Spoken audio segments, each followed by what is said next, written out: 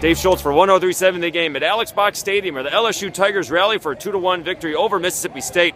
They get 2 runs in the 6th inning. It all started really when Alex Bregman's bouncer was handled by Ross Mitchell, the pitcher, but he couldn't make the transfer from the glove to his hand, and it put the Tigers on at first and second. Cade Zavik with an RBI single tying the ball game up at 1, and Chris Chenea's deep sac fly to left field gave the Tigers a 2-1 lead. They hold on for the victory. Jared Poche, 6 innings, giving up just 1 run on 3 hits, and Joe Broussard picks up the save in 2 innings of work.